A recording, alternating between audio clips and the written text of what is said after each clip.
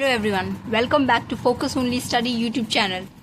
आज हम लोग वर्ल्ड ज्योग्राफी का सेकंड कॉन्टिनेंट अफ्रीका पढ़ने वाले हैं। ठीक है, एशिया कॉन्टिनेंट पहले ही कवर हो चुका है। क्लियर है? तो चलिए शुरू करते हैं। आज हम लोग ये कॉन्टिनेंट अपने नोट से पढ़ाई करेंगे। अफ्रीका, अब देखिए अफ्रीका जो है वो यूरोप और एशिया दोनों से जुड़ा हुआ है।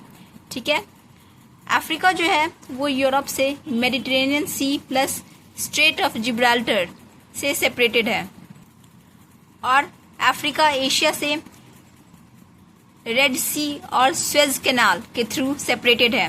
क्लियर हो गया? बहुत ही इम्पोर्टेंट पॉइंट है कि अफ्रीका यूरोप और एशिया से किसके द्वारा सेपरेटेड है। ठीक है, अब देखो पहले यूरोप और एशिया दोनों ज्वाइंट था। ठीक है, इसीलिए दोनों को कलेक्टिवली यूरेशिया के नाम से जानते थे। क्लियर है? अब अफ्रीका और यूरेशिया के बीच कौन से कैनाल और कौन से स्ट्रेट्स मौजूद हैं, इसके क्वेश्चंस बहुत एग्जाम्स में बनते हैं। क्लियर? अफ्रीका जो है और यूरेशिया से स्वेज कैनाल के द्वारा सेपरेटेड है। ठीक है, और ये स्वेज कैनाल जो है वो नॉर्थ ईस्ट डायरेक्शन में प्रेजेंट है। क्लियर? अफ्रीका और यूरेशिया के बीच दो स्ट्रेट्स हैं। पहला बेबल मैंडेब स्ट्रेट जो कि पूर्वी दिशा में है, ईस्ट में है, और दूसरा स्ट्रेट ऑफ जिब्राल्टर जो कि नॉर्थ वेस्ट यानी उत्तरी पश्चिम दिशा में है। ठीक है, तो अभी तक हम लोगों ने क्या देखा कि अफ्रीका जो है यूरोप और एशिया से कनेक्टेड है, कुछ समुद्र से, कुछ स्ट्रेट से, कुछ कैनाल से। ठीक है, क्लियर है? आगे देखते हैं। अफ्रीका में प्लेटू मौजूद है, यानी अफ्रीका जो है एक पठारी इलाका है जो कि साउथ और ईस्ट की तरफ हायर साइड है। हाईएस्ट पीक ऑफ अफ्रीका क्या है? ठीक है, तो अफ्रीका की सबसे ऊंची चोटी है माउंट किलिमंजारो। ठीक है, कितना हाइट है? 5895 मीटर। ठीक है, नेक्स्ट ग्रेट रिफ्ट वैली, ये बहुत ही इंपॉर्टेंट कैरेक्टरिस्टिक फीचर है अफ्रीका का। ठीक है, जहाँ पे long chain of rift valleys पाए जाते हैं। अब ये रिफ्ट वैली किसको कहते हैं? तो ये एक तरह का घाटी हुआ, ठीक है, जो कि एकदम स्टीप स्लोप्स होता है जिसमें, ठीक है, यानी एकदम खड़ी चोटी समान स्लोप्स होते हैं। ठीक है, तो it is long deep valley bounded by wall like steep slopes form due to cracks और रिफ्ट्स इन लैंड। ठीक है, जब जमीन में किसी तरह का दरार पड़ जाता है तो जमीन के फटने से जो खड़ी चोटी समान एक वैली यानी घाटी जैसा स्ट्रक्चर बनता है, उसी को क्या कहते हैं? Rift valleys. ठीक है, इसी तरह का एक ग्रेट रिफ्ट वैली अफ्रीका में मौजूद है। नेक्स्ट, लेक विक्टोरिया, ये लार्जेस्ट लेक है अफ्रीका का। ठीक है, और it is the source of Nile river, जो नील नदी है ना, उसका स्रोत कौन सा है? Lake Victoria. हम लोग को पता है कि कोई भी नदी जो है वो वाटरफॉल या किसी लेक से निकलती है। क्लियर? तो यहाँ पे क्या है कि ये नील नदी का सोर्स कौन सा है? तो ये है लेक विक्टोरिया। ठीक है, मतलब विक्टोरिया झील जो है उससे नील नदी निकलती है, और ये नील नदी जाकर मेडिटेरेनियन सी में मिलती है बीच में सहारा डेजर्ट से होकर गुजरने के बाद। ठीक है, तो नील नदी जो है उसका सोर्स कौन है? विक्टोरिया झील से निकली, सहारा डेजर्ट, सहारा मरुभूमि से होते हुए मेडिटेरेनियन सी में जाके मिल जाती है। ठीक है, अब जाइरो और कॉन्गो रिवर जो है ये सेंट्रल अफ्रीका में पाया जाता है। ठीक है, नाइगर रिवर वेस्टर्न अफ्रीका में पाया जाता है। जैम्बेजी और ऑरेंज रिवर सदर्न अफ्रीका में पाया जाता है। क्लियर? अब जैम्बेजी रिवर से जो है विक्टोरिया फॉल्स निकलता है। ठीक है, विक्टोरिया फॉल्स मतलब झरना। ठीक है, तो विक्टोरिया फॉल्स जो है वो जैम्बेजी रिवर से निकलता है, और 1855 ईस्वी में जो है इस झरने का नाम विक्टोरिया रखा गया आफ्टर क्वीन विक्टोरिया। ठीक है, ओरिजिनल नेम जो है लोकल लैंग्वेज में इसका मतलब होता है स्मोक दैट थंडर्स। ठीक है, ये अगर हम झील को इंटरनेट पे या फिर कहीं देखें ठीक है, टीवी वगैरह पे, तो हमें देखने को मिलेगा कि ये जो वाटरफॉल है इतना ज़्यादा घना है, इतना ज़्यादा डेंस है कि ऐसा लगेगा मानो कि एक पूरा धुआं सा छा जाता है, और ये धुआं मानो कि थंडरिंग कॉज कर रहा है, मतलब इतना ज़्यादा इसके पानी गिरने से जो है गर्जना की आवाज़ आती है। ठीक है, higher and wider than even Niagara Falls of North America. Victoria Falls इतना ज़्यादा ऊंचा है और चौड़ा है कि ये जो है नॉर्थ अमेरिका का जो नियाग्रा फॉल्स है, ठीक है, जिसे कि सबसे बड़ा वाटरफॉल माना जाता है, कि उससे भी ज़्यादा भयंकर देखने में लगता है। ठीक है, तो विक्टोरिया फॉल्स जो है वो बहुत ही हायर और वाइडर है। ठीक है, 1/3 ऑफ अफ्रीका जो है, मतलब अफ्रीका का जो टोटल एरिया है उसमें से 1/3 पार्ट जो है वो मरुभूमि है। ठीक है, हम लोग को पता है कि सहारा डेजर्ट कहाँ है, अफ्रीका में है, नॉर्थ अफ्रीका में। ठीक है, और ये दुनिया का सबसे बड़ा मरुभूमि है। ठीक है, largest desert of the world, Sahara desert कहाँ है, नॉर्थ अफ्रीका में। तो स्वाभाविक है, इतना बड़ा डेजर्ट है तो अफ्रीका का मेजर पोर्शन तो कवर करेगा ही ना। और कालाहारी डेजर्ट भी जो है ये साउथ अफ्रीका में है, मतलब दो इम्पोर्टेंट डेजर्ट्स अफ्रीका में प्रेजेंट है। ठीक है, उत्तर में सहारा और दक्षिण में कालाहारी। ठीक है, हाई टेम्परेचर जो है अल अजीजिया में रहता है। ठीक है, जो कि लीबिया में एक जगह का नाम है, और ये हाईएस्ट टेम्परेचर है वर्ल्ड में। तो पूरी दुनिया में सबसे ज़्यादा जो टेम्परेचर रहता है, तापमान रहता है अप्रॉक्स 58 डिग्री सेल्सियस। सोचो 60 डिग्री सेल्सियस के करीब है ना। तो इतनी गर्मी कहाँ पड़ती है, अल अजीजिया नाम का जगह है लीबिया में, वहाँ पे, जो कि अफ्रीका में है। क्लियर है। नेक्स्ट क्लाइमेट अगर हम देखें, जलवायु, तो इक्वेटोरियल टाइप, तो ये जो है equatorial type of climate Africa में देखने को मिलता है। क्यों? क्योंकि ये जो है बेल्ट होता है अलोंग इक्वेटर। ठीक है, इक्वेटोरियल से नाम से ही क्लियर है। हॉट वेट क्लाइमेट होता है। ठीक है, गर्मी भी और रेनी भी, रोज बारिश होती है यहाँ। एक ही सीजन होता है through out the year, that is hot wet summer, that means गर्मी और बारिश, बस यही होता है सालों भर। और यहाँ पे ट्रॉपिकल रेन फॉरेस्ट होते हैं। ठीक है, इतनी ज़्यादा बारिश होती है इसके कारण।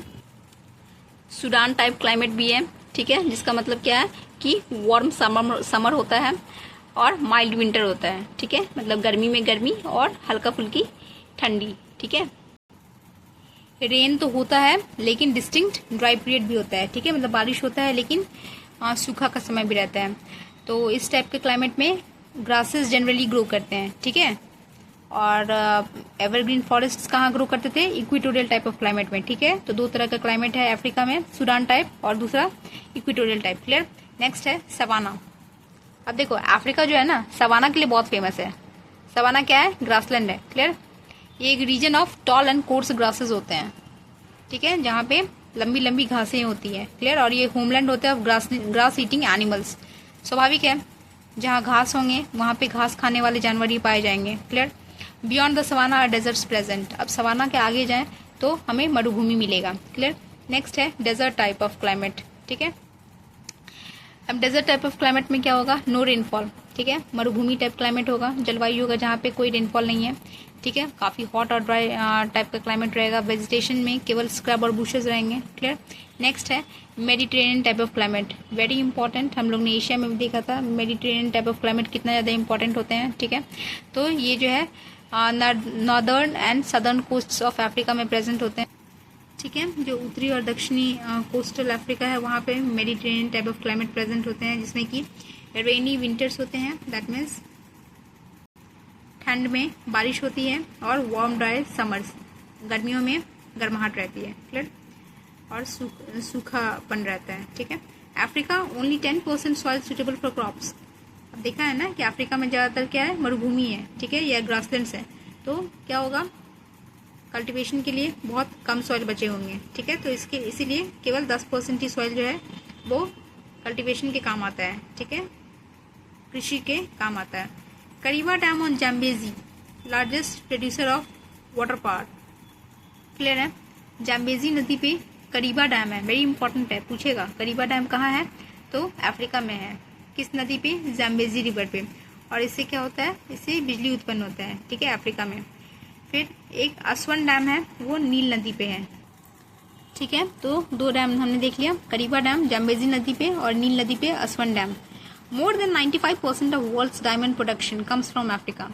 ये बहुत इंपॉर्टेंट है। अफ्रीका में जो है ये डायमंड प्रोडक्शन के लिए बहुत फेमस है। ठीक है, अफ्रीका जो है उसमें अफ्रीका से करीब करीब 95% से भी ज़्यादा दुनिया का डायमंड प्रोडक्शन यहीं से आता है। ठीक है, और तो और यहाँ पे 2 तरह के डायमंड मिलते हैं, गुड क्वालिटी और एक इन्फीरियर क्वालिटी। ठीक है, अब देखो गुड क्वालिटी डायमंड किसके लिए यूज़ होता है? ज्वेलरी यानी गहनी बनाने के लिए, और इन्फीरियर क्वालिटी के डायमंड इंडस्ट्रीज में काम आते हैं। ठीक है, ठीक है, जोहान्सबर्ग बहुत फेमस है, किम्बर्ली बहुत फेमस है। ठीक है, नेक्स्ट देखते हैं South Africa. South Africa major producer of gold and platinum है। ठीक है, साउथ अफ्रीका जो है उसमें क्या होता है, बहुत ज़्यादा गोल्ड और प्लैटिनम के लिए जाना जाता है।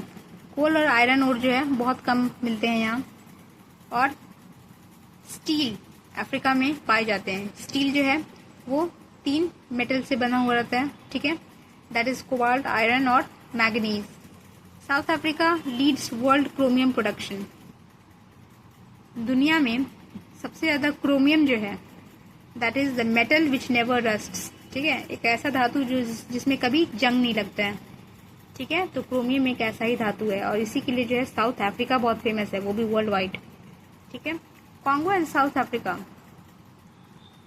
में कॉपर, बॉक्साइट और यूरेनियम प्रेजेंट है। ठीक है, यहाँ से ये सभी मेटल्स जो है अबंडेंटली पाए जाते हैं। ठीक है, कॉन्गो और साउथ अफ्रीका में। फॉरेस्ट्स की अगर हम बात करें, जंगल की, तो यहाँ पे वैल्यूएबल ट्रीज यानी कीमती पौधे, कीमती पेड़, जैसे महोगनी, इबोनी, कैपॉक, ठीक है, ये सब बहुत ही महंगे पेड़ माने जाते हैं, तो ये अफ्रीका में प्रेजेंट है। ठीक है, पाए जाते हैं। Africa exports rubber. अफ्रीका जो है वो रबर को निर्यात करता है। ठीक है, मतलब बाहर भेजता है। यहाँ पे रबर की खेती होती है। ठीक है, 3 डिफरेंट पाम्स। ठीक है, पाम ट्री सुना होगा आप लोगों ने, देखा भी होगा, ताड़ के पेड़। ठीक है, तो यहाँ पे 3 तरह के पाम ट्री पाए जाते हैं। पहला कोकोनट पाम, दूसरा ऑयल पाम और तीसरा डेट पाम। कोकोनट पाम क्या हो गया? कोकोनट पाम से कोपरा मिलता है। ठीक है, और उसी कोपरा को रिफाइन करके कोकोनट ऑयल निकलता है, जो नारियल तेल हम लोग यूज करते हैं क्लियर घरों में, तो वो जो है कोकोनट पाम से ही आता है। और ये कहाँ पाए जाते हैं? तो अफ्रीका के ट्रॉपिकल आइलैंड्स प्लस तांजानिया में। क्लियर। नेक्स्ट है ऑयल पाम। ऑयल पाम जो है वेस्ट अफ्रीका में पाए जाते हैं। ठीक है, पश्चिमी अफ्रीका में, जिससे कि पाम ऑयल निकलता है। ठीक है, और तीसरा हो गया डेट पाम। डेट पाम खजूर। ठीक है, ये खजूर जो है जिसको कि हम लोग खाने में यूज करते हैं, ये कहाँ पाए जाते हैं? Oasis in dry region. ठीक है, जहाँ पे भी मरुभूमि वाला इलाका होगा वहाँ पे एक ज्योग्राफिकल लैंडफॉर्म्स टाइप फॉर्मेशन होता है जिसको ओएसिस कहते हैं। ठीक है, आप लोग उसे गूगल पे सर्च करके देख लेना, इसका पिक्चर तो याद हो जाएगा। ठीक है, इसका डायग्राम देख लेना। तो ये जो है ओएसिस जो है, ओएसिस में खजूर के पेड़ ग्रो होते हैं। ठीक है, नेक्स्ट है कोकोआ। जनरली केक्स बनाने में, ठीक है, कुछ चॉकलेट्स बनाने में कोकोआ का यूज होता है। ये मोस्ट इम्पॉर्टेंट कैश क्रॉप है कोकोआ। ठीक है, कहाँ का? अफ्रीका का, जिसको कि कोकोआ ट्रीज से ऑब्टेन किया जाता है। ठीक है, इसके पेड़ होते हैं और इसका यूज क्या है? चॉकलेट और ड्रिंक्स में। कौन से देश जो है कोकोआ को एक्सपोर्ट करता है? तो घाना और नाइजीरिया। फिर है कोला ट्रीज। ठीक है, जो कोल्ड ड्रिंक्स हम लोग पीते हैं, Coca Cola and all, clear, जो च्युइंगम्स हम खाते हैं, ठीक है, तो ये सब कहाँ से मिलते हैं? इसी कोला ट्रीज से। कोला पेड़ होते हैं। ठीक है, इंटरेस्टिंग नाम है ना। इससे, इस पेड़ से जो है कुछ नट्स भी हमें प्राप्त होते हैं। ठीक है, नेक्स्ट है जंजीबार एंड पेम्बा आइलैंड। ये दोनों जगह बहुत ही इंपॉर्टेंट है। क्यों? क्लोव्स के लिए। ठीक है, क्लोव्स किसको कहते हैं? लौंग। ठीक है, जब भी हम लोग को खांसी होती है तो हम लोग क्या खाते हैं? लौंग खाते हैं ना, जो ब्लैक कलर का लौंग रहता है। क्लियर। तो लौंग के लिए जंजीबार और पेम्बा आइलैंड्स ऑफ अफ्रीका बहुत ही फेमस है, क्योंकि ये biggest producer as well as exporter of cloves है वर्ल्ड में। ठीक है, विश्व स्तर पे जो है ये लॉन्ग को प्रोड्यूस भी करते हैं एज वेल एज दूसरे देशों में एक्सपोर्ट भी करते हैं। Next ostrich. ऑस्ट्रिच बिल्कुल fast running bird, flightless bird, ठीक है, पढ़ा है ना बायोलॉजी में ऑस्ट्रिच के बारे में, कितना तेज दौड़ता है, ठीक है, और ये उड़ नहीं सकता, और इसका अंडा जो है वो सबसे बड़ा अंडा होता है, ठीक है, लार्जेस्ट सेल होता है ऑस्ट्रिच के एग का। It is found in Kalahari desert. तो ये जो पक्षी है वो कालाहारी मरुभूमि में पाया जाता है। क्लियर है? नेक्स्ट टूरिज्म इंडस्ट्री फेमस है अफ्रीका में, लोग अफ्रीका घूमने के लिए जाते हैं। सहारा डेजर्ट हो गया या फिर नील नदी हो गया, ठीक है, ये सब देखने के लिए लोग जाते हैं, ठीक है, अलग अलग जगहों को एक्सप्लोर करने के लिए जाते हैं। कैटल ग्रेजिंग और नोमैडिक ट्राइब्स अफ्रीका में पाए जाते हैं, ठीक है, जो आप लोग डिस्कवरी पे देखते हैं मैन वर्सेस वाइल्ड, ठीक है, उसमें कभी कभी देखते हैं ना किस तरह से जो है तो किस तरह से इसमें जो है अफ्रीका के बारे में, अलग अलग कॉन्टिनेंट्स के बारे में, अलग अलग देशों के बारे में दिखाता है, ठीक है, उसके ट्राइब्स के बारे में भी बताते हैं, ठीक है। अब देखो फूड क्रॉप्स, यहाँ का फूड क्रॉप्स क्या है मेन इंपॉर्टेंट। अब हमारे यहाँ का तो क्या है, दाल हो गया, चावल हो गया, है कि नहीं, रोटी हो गया, है ना, राइस, व्हीट, पल्सेस, यही सब है। अब अफ्रीका का मेन फूड क्रॉप्स क्या है, तो यहाँ के देखो यम और कसावा, ठीक है, कभी कभार आप देखते होंगे न्यूज में कि कसावा जो है ये एक बहुत ही इम्पोर्टेंट फूड इंग्रेडिएंट है, ठीक है, बहुत सारे इम्पोर्टेंट फूड इसका रेसिपीज का, ठीक है, और ये हेल्थ के लिए भी बहुत ही अच्छा माना जाता है। तो ये यम और कसावा जो है ये रूट क्रॉप्स है अफ्रीका का, ठीक है, तो मूल रूप से ये जो है अफ्रीका में पाए जाते हैं। नेक्स्ट है मेज। तो ये मेज जो है एक सीरियल के रूप में जो है सीरियल क्रॉप है अफ्रीका का, ठीक है। नेक्स्ट कैश क्रॉप्स, अगर हम बात करें तो कैश क्रॉप्स हमने देख लिया ऊपर में कि पाम ऑयल, ठीक है, 3 तरह का पाम्स अफ्रीका में पाए जाते हैं, ठीक है। उसके बाद इसके अलावा पाम के अलावा जो है कोकोआ देखा, फिर कॉफी भी यहाँ पाया जाता है, ठीक है, कॉफी हो गया, ग्राउंडनट हो गया, मूंगफली, कॉटन हो गया, सीसल हो गया, ठीक है, तो ये सब यहाँ के कैश क्रॉप्स हैं। Next Africa. अब देखो अफ्रीका का जो तांजानिया है ना, ये दुनिया का सबसे बड़ा प्रोड्यूसर और एक्सपोर्टर है सीसल का। अब आप लोग सोचेंगे सीसल क्या है, तो सीसल जो है एक तरह का सब्जी है, ठीक है, ये एक वेजिटेबल फाइबर है जिसका यूज होता है, ठीक है, खाने के लिए नहीं बल्कि क्या बनाने के लिए, रस्सा और बोरियां, ठीक है, जो हम लोग का जिस तरह का जूट का यूज है ना, इंडिया में जूट यूज करते हैं हम लोग। क्लियर है? तो ये एक वेजिटेबल फाइबर है लेकिन एडिबल नहीं है, बल्कि इसको रोप्स और सैक्स बनाने में यूज होते हैं। Next cocoa, coffee, cotton, cloves, ठीक है, ये सभी अफ्रीका के अबंडेंट क्रॉप्स हैं, ठीक है, इन टर्म्स ऑफ कमर्शियल, ठीक है, कमर्शियल और कैश क्रॉप्स के रूप में। कितना परसेंटेज वर्ल्ड ट्रेड कवर करता है, नो नीड टू लर्न, ठीक है, कोई जरूरत नहीं है इसको याद करना। हाँ, एक इम्पॉर्टेंट फैक्ट जरूर है यहाँ पे कि क्लोव्स का जो पौधा होता है, ठीक है, ये 12 मीटर के हाइट तक ग्रो करता है और इसमें जो है पिकिंग एक प्रोसेस है वो किया जाता है, ठीक है। नेक्स्ट 70% जो है अफ्रीका का पॉपुलेशन जो है वो ब्लैक्स है, ठीक है, और ज्यादातर ट्राइबल पीपल ही रहते हैं यहाँ। लैंग्वेज कैसा है यहाँ का, तो ज्यादातर यहाँ पे लोग जो है लोकल लैंग्वेज जिसको डायलेक्ट भी कहते हैं वही बोलते हैं, ठीक है। और तो यहाँ लैंग्वेज ऑफ मेजॉरिटी पीपल क्या है, स्वाहिली है। क्लियर? इसके अलावा क्या है, French, Italian, English, Arabic. Clear हो गया? नेक्स्ट, अब यहाँ पे धर्म कौन से लोग फॉलो करते हैं, तो सबसे पहले तो ये लोग नेचर को वर्शिप करते हैं, ठीक है, यानी प्रकृति की पूजा करते हैं। कितना अच्छा है ना, हम लोग को भी करना चाहिए। नेक्स्ट इस्लाम, क्रिश्चियनिटी, ये सब के फॉलोअर्स है वहाँ पे, ठीक है, पूजा करने वाले हैं ये सब। और सबसे इम्पोर्टेंट रिलीजन ऑफ ट्राइब्स, मतलब आदिवासी लोगों का, ठीक है, एक अलग ही धर्म है जिसको क्या कहते हैं, एनिमिज्म।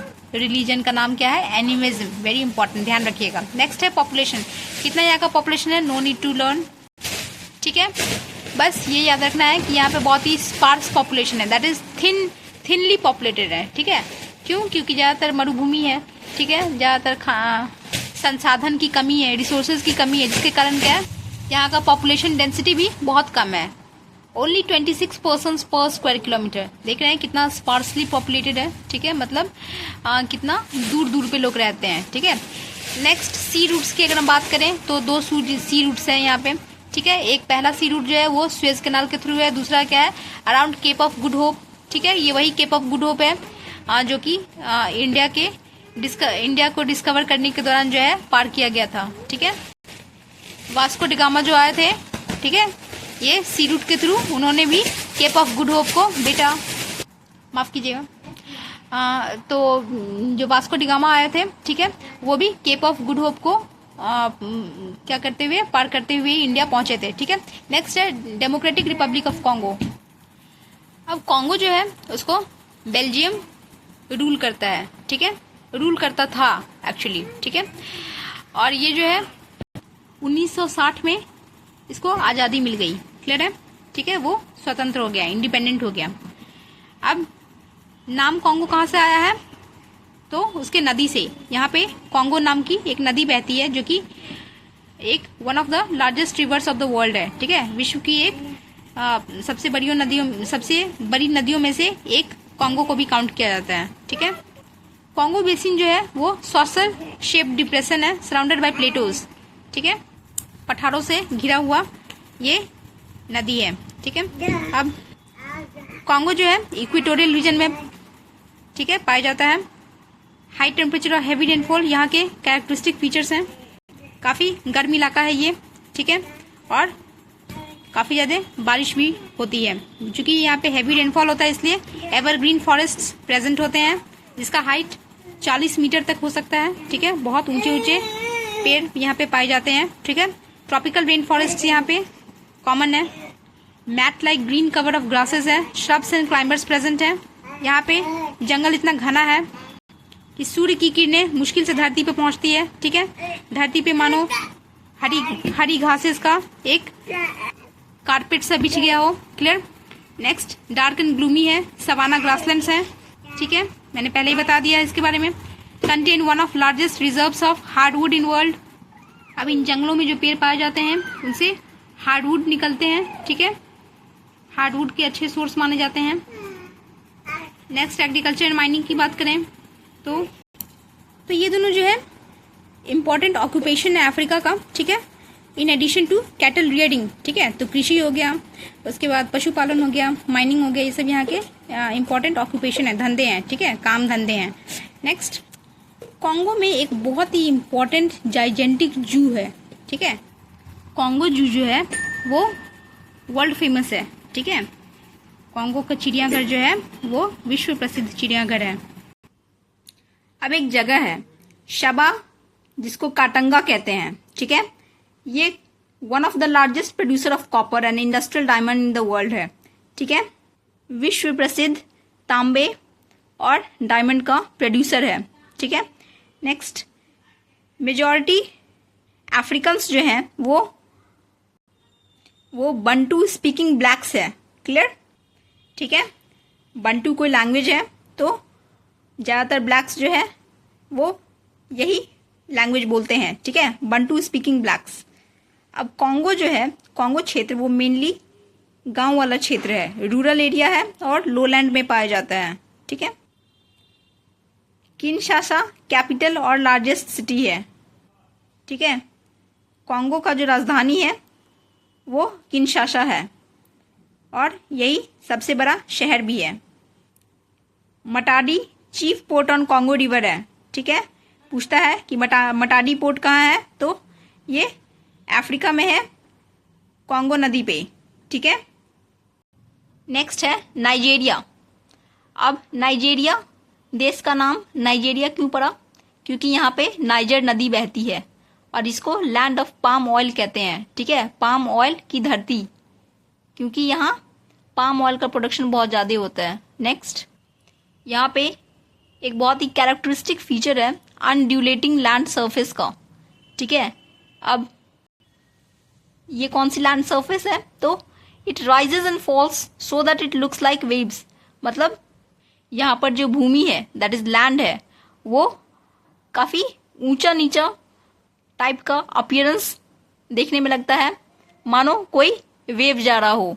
ठीक है, यहाँ पर इनलैंड ड्रेनेज सिस्टम देखने को मिलता है, दैट इज जहाँ नदियाँ किसी समुद्र या महासागर को नहीं मिलती। ठीक है, तो इनलैंड ड्रेनेज सिस्टम का मतलब क्या हुआ? ऐसा ड्रेनेज सिस्टम जहां पे rivers do not reach a sea और ओशन। क्लियर? नाइजीरिया में किस तरह का क्लाइमेट प्रेजेंट है? तो इक्वेटोरियल टाइप क्लाइमेट, क्योंकि ये इक्वेटर के पास है। ठीक है, मतलब गर्मी में गर्मी होगी और जाड़े में माइल्ड विंटर होगा। नेक्स्ट, हरमटन। हरमटन क्या है? वेरी इंपॉर्टेंट PYQ पूछा हुआ क्वेश्चन है। ठीक है, और फिर आ सकता है। ये एक तरह की विंड है, गर्म और धूल से भरी हुई हवा है। ठीक है, जो कि गर्मियों के मौसम में उत्तरी पूर्वी से बहती है अफ्रीका में, खासकर नाइजीरिया में। क्लियर है? तो हरमटन is a type of wind. ठीक है, तो ये विंड का नाम है। ठीक है, अब नाइजीरिया जो है एक कृषि प्रधान कंट्री है, एग्रीकल्चर कंट्री है, और चूंकि ये लैंड ऑफ पाम ऑयल है, इसीलिए स्वाभाविक है कि ये जो है दुनिया का लार्जेस्ट एक्सपोर्टर होगा पाम ऑयल का, पाम कर्नल्स का। ठीक है, और ग्राउंडनट्स का। अब ये जनरल इंफॉर्मेशन है। ठीक है, कि ऑयल पाम ट्री जो है वो 15 साल में 12 मीटर का हाइट अचीव कर लेता है, और इसके हार्ड नट से और फ्रूट पल्प से तेल का एक्सट्रैक्शन किया जाता है। नेक्स्ट है, नाइजीरिया जो है वो लेदर इंडस्ट्री के लिए भी फेमस है, जहाँ पे बकरी के स्किन का, ठीक है, गोट स्किन्स को जो है लेदर के रूप में यूज करते हैं। नेक्स्ट, यहाँ पे पेड़ पौधे बहुत हैं, इसीलिए यहाँ पे जो टिम्बर है, प्लाईवुड है, इसका भी दूसरे देशों में एक्सपोर्ट किया जाता है। ठीक है, रिच वाटर पावर रिसोर्स है, क्योंकि यहाँ पे पानी की कोई कमी नहीं है। मैंने बताया रिवर नाइजर है। अब इस पे एक डैम भी प्रेजेंट है, दैट इज कांजी डैम। ठीक है, only coal producing country of western Africa, ये याद करने वाला फैक्ट है। ठीक है, कि पश्चिमी अफ्रीका का एकमात्र देश जो कि कोयला प्रोड्यूस करता है वो है नाइजीरिया। ठीक है, नाइजीरिया का राजधानी कहाँ है? लागोस। ठीक है, लागोस जो है वो नाइजीरिया का राजधानी है। याद रखना, लाओस अलग है और लागोस अलग है। ठीक है, 1970s में यहाँ पे ऑयल बूम हुआ था नाइजीरिया में। अब आते हैं very important country of Africa, that is Egypt. ठीक है, जिसको कि अरब रिपब्लिक ऑफ इजिप्ट के नाम से भी जानते हैं। ठीक है, एशिया वाले वीडियो में हमने देखा था कि इजिप्ट जो है एक ट्रांस कॉन्टिनेंटल कंट्री है। दैट मीन्स ये जो है एशिया और अफ्रीका के जंक्शन पर प्रेजेंट है। ठीक है, सुएज कैनाल गेटवे है। इजिप्ट को गिफ्ट ऑफ नाइल भी कहा जाता है। ये बचपन से हम लोग पढ़ते आ रहे हैं ज्योग्राफी में, Egypt is called gift of Nile, right? क्यों? क्योंकि नील नदी जो है वो सबसे लंबी नदी है दुनिया की। ठीक है, और ज़्यादातर हमारे जो पुराने सिविलाइजेशंस हैं, चाहे वो सिंधु घाटी हो, मिसोपोटेमियन हो, ठीक है, इजिप्शियन सिविलाइजेशन हो, वो सभी जो है वो रिवर वैली सिविलाइजेशन है, मतलब नदी के किनारे ही बसी हुई है। ठीक है, क्योंकि नदी से हमें तरह तरह के संसाधन मिलते हैं, आराम से हम लोग खेती कर सकते हैं। ठीक है, इरिगेशन कर सकते हैं। ठीक है, हम लोग अपने हाउस होल्ड एक्टिविटीज आराम से निपटा सकते हैं। ठीक है, पानी से बिजली का भी जनरेशन हो सकता है हाइड्रो पावर इलेक्ट्रिसिटी के रूप में। इसीलिए जहाँ पे पानी होता है वहाँ पे सिविलाइजेशन का इस्टेब्लिश होना बहुत आसान हो जाता है। ठीक है, तो इसीलिए नील नदी के कारण ही जो है इजिप्ट का कंट्री इतना फ्लरिश कर पाया। क्लियर है? क्योंकि ज़्यादातर अफ्रीका जो है वो मरुभूमि है। याद है ना, नॉर्थ में सहारा डेजर्ट और साउथ में कालाहारी डेजर्ट। तो life giving waters made Egypt one of richest in Africa, है कि नहीं? इन्हीं पानी से जो है इजिप्ट जो है आज के डेट में अफ्रीका का एक धनी मनी देश के रूप में अपना पहचान बना चुका है। नेक्स्ट, खमसीन, ये बहुत ही इंपॉर्टेंट पॉइंट है। ठीक है, अब जो भी नेम ऑफ विंड्स हम लोगों ने देखा है ना अफ्रीकन देश से रिलेटेड, उसको ध्यान में रखना है। जैसे अभी हम लोगों ने ऊपर में नाइजीरिया देखा था, नाइजीरिया देश में जो डस्ट और हॉट लेडन विंड्स थे, ठीक है, उसका नाम क्या था? हार्मटन। अब उसी तरह यहाँ पे जो हॉट ड्राई और सैंड लेडन विंड्स है उसका नाम क्या है? खामसिन। लेकिन खामसिन कहाँ ब्लो करता है? इजिप्ट में बहता है। उसी तरह हार्मटन जो है वो नाइजीरिया में ब्लो करता है। क्लियर? याद करने के लिए ऐसे याद कर सकते हो, खामोश। ये डायलॉग इजी है ना याद करना, तो बस खामोश। ठीक है, खामोश कैसा हो गया, खामसिन, और इजी है तो Egypt. Clear.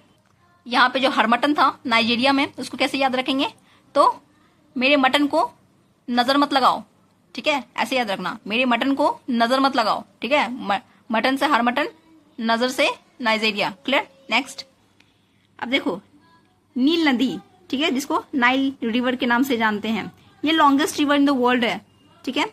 It's source lake Victoria, हमने पहले ही पढ़ चुका है कि इक्वेटोरियल रीजन में जो है ये सिचुएटेड है, और लेक विक्टोरिया से ही नील नदी निकलती है, और फिर बाद में सहारा डेजर्ट से होकर मेडिटेरेनियन सी में मिल जाती है। Clear. Next, at Cairo river splits into distributaries, ठीक है, कैरो नाम की जगह पे नील नदी जो है वो अपने सहायक नदियों में टूट जाती है, ठीक है। नेक्स्ट, डेल्टा, अब नील नदी जो है वो डेल्टा बनाती है, ठीक है, जिस तरह से एक सुंदरबन डेल्टा हम लोग के इंडिया में मौजूद है, उस तरह से अफ्रीका में भी नील नदी के कारण डेल्टा का फॉर्मेशन होता है। डेल्टा क्या होता है, triangular land at mouth of a river and has number of distributaries, ठीक है, एक त्रिकोण शेप का भूमि होता है, ठीक है, जो कि किसी भी नदी के मुंह पे बनता है, ठीक है, and has number of distributaries, और इसके पास ढेर सारे सहायक नदियां होती हैं। क्लियर। इसका आप लोग गूगल पे जाके डायग्राम देख लेना, ठीक है, डेल्टा का पता चल जाएगा। और इसका शेप कैसा होता है, fourth letter of Greek alphabet के, ठीक है, की तरह। तो एक डेल्टा हम लोग मैथमेटिक्स में भी पढ़ते हैं। क्लियर। तो वो डेल्टा अलग है, ठीक है, वो न्यूमेरिकल इंपॉर्टेंस रखता है, यहाँ पे ये ज्योग्राफिकल इंपॉर्टेंस है। क्लियर है। फ्रेश एलुवियम डिपॉजिटेड हियर, ठीक है, नदी अपने साथ मिट्टी लाती है, ठीक है, जो कि काफी फर्टाइल होता है, तो उसको क्या कहते हैं, एलुवियल सॉइल कहते हैं, ठीक है। तो डेल्टा में जो है वो फ्रेश एलुवियम डिपॉजिट्स रहते हैं। नेक्स्ट है फेल्ला, वेरी इंपॉर्टेंट। अब ये टर्म पूछेगा कि term fellah what is related to, ठीक है, 4 ऑप्शन दे देंगे, और पांचवा तो पता ही है, more than one, none of the above.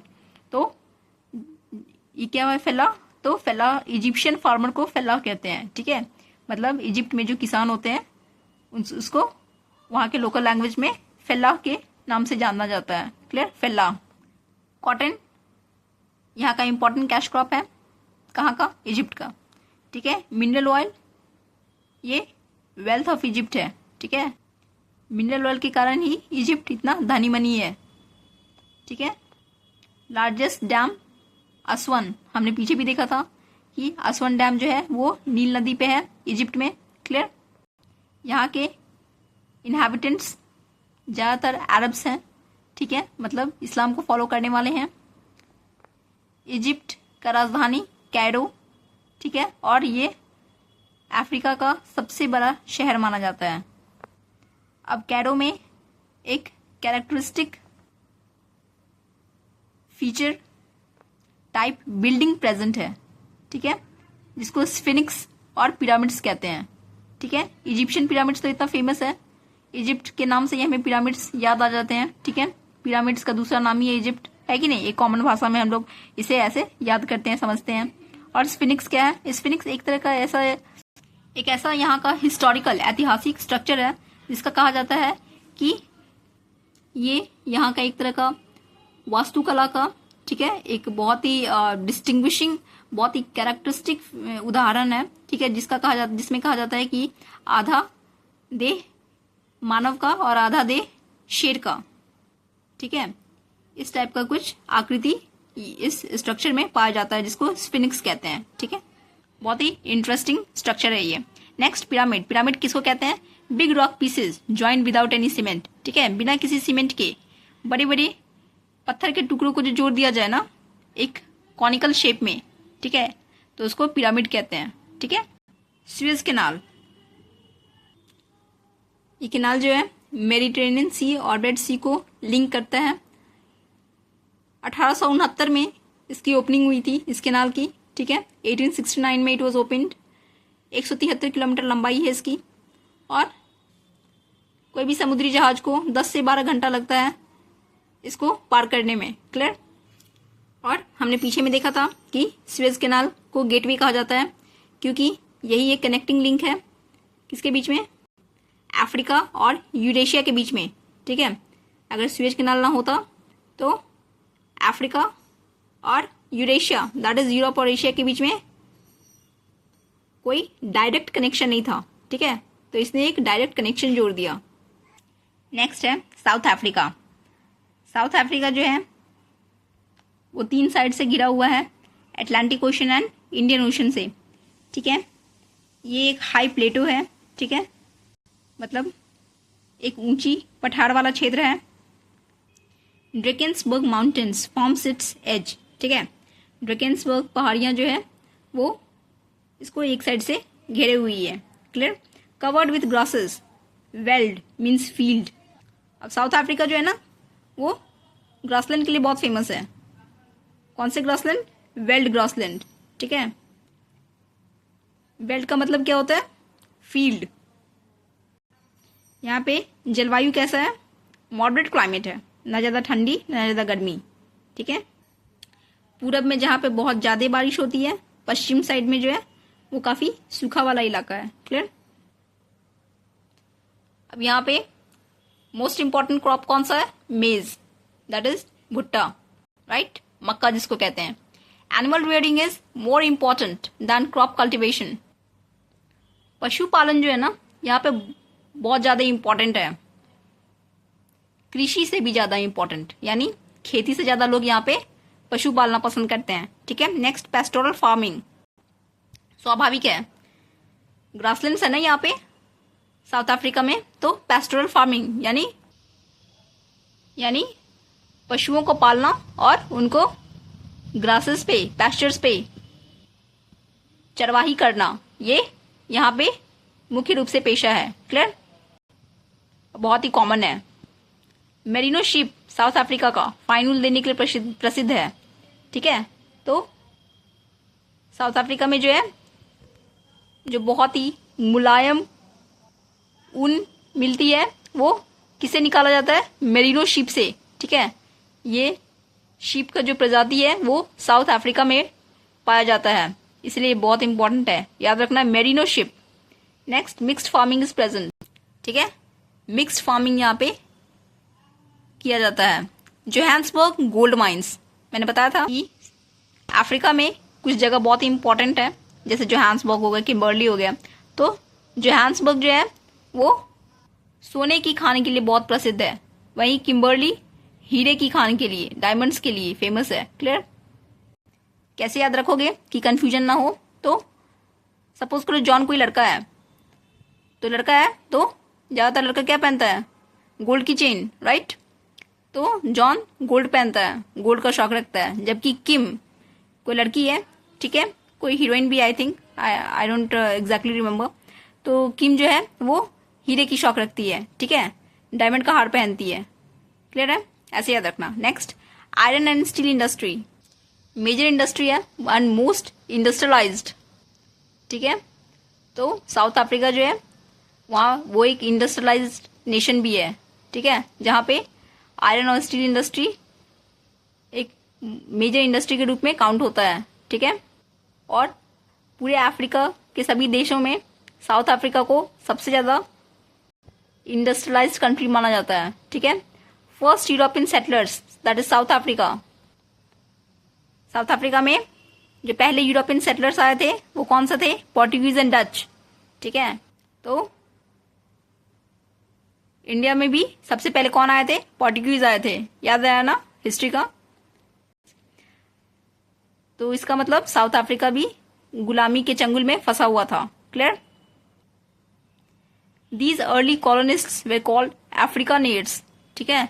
अब ये जो अर्ली कॉलोनिस्ट से, ठीक है, जिन्होंने गुलाम बनाया था, इसको किस नाम से पुकारा जाता था? तो अफ्रीकानेट्स।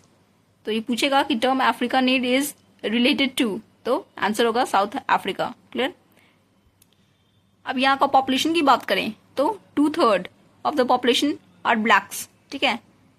2/3 भाग जो है जनसंख्या का वो ब्लैक्स हैं, जबकि मात्र 5 में से 1 भाग ही व्हाइट्स प्रेजेंट है, ठीक है। और माइनॉरिटी होने के बावजूद ये व्हाइट्स ही जो है वो पूरे कंट्री को रूल करते हैं, ठीक है। हालांकि अब तो काफ़ी ज़्यादा चेंजेस हो गए हैं आफ्टर नेल्सन मंडेला, ठीक है। लेकिन उनसे पहले कुछ इसी तरह का डोमिनेंस था वाइट्स का, ठीक है, गोरे लोग का ही ज्यादातर वर्चस्व था। नेक्स्ट, अपार्थेड, ये टर्म बहुत ही इंपॉर्टेंट है, जो कि आपने हिस्ट्री, पॉलिटी और नॉर्मल जीके में भी कॉमनली सुना होगा। रंग भेद, ठीक है, रंग भेद की नीति जो है सबसे पहले साउथ अफ्रीका में ही देखी गई थी, जिसमें complete separation of non white people in every sphere of life, political, economic and social. मतलब जो गोरे नहीं थे, ठीक है, जो वाइट्स नहीं थे, जो नॉन वाइट्स थे, उनको लगभग जीवन के सभी फील्ड से बाहर रखा जाता था, कंप्लीटली सेग्रीगेटेड, ठीक है, एकदम भेदभाव करके जो है उन्हें अलग थलग किया था कि, ठीक है, चाहे वो राजनीतिक का फील्ड हो, आर्थिक फील्ड हो, सामाजिक फील्ड हो, ठीक है, तो बहुत ज्यादा एक वाइड डिस्पैरिटी था, ठीक है, एक वाइड गैप था वाइट्स और नॉन वाइट्स के बीच में, जिसके खिलाफ गांधी जी ने भी आवाज उठाई थी, ठीक है, कि ये गलत है, इतना रंग भेद नहीं होना चाहिए, ठीक है। गोरों को सब कुछ, सारा फैसिलिटी अवेलेबल था, जबकि नॉन वाइट्स को बहुत सारी फैसिलिटीज तो अवेलेबल ही नहीं थी, और जो थी भी उसके लिए उन्हें बहुत ज्यादा संघर्ष करना पड़ता था।